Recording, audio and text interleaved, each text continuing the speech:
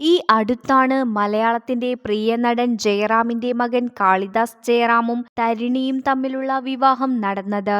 3 വർഷത്തെ പ്രണയത്തിനൊടുവിലാണ് തരിണിയെ കാളിദാസ് ജയറാം വിവാഹം കഴിച്ചത്.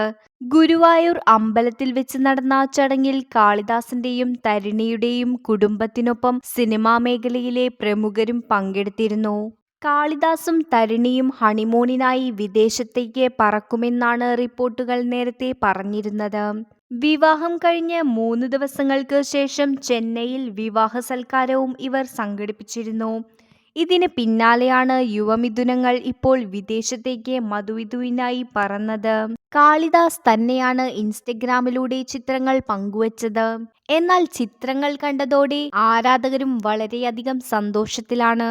1 ലക്ഷത്തിലധികം പേരാണ് ചിത്രത്തിന് ലൈക്ക് അടിച്ചിരിക്കുന്നത്. അതിന് ഒരു കാരണവുമുണ്ട്. കാളിദാസിനൊപ്പം ഹണിമൂൺ യാത്രയിൽ കുടുംബം ഒന്നാകെ ഉണ്ടായിരുന്നു എന്നതാണ്.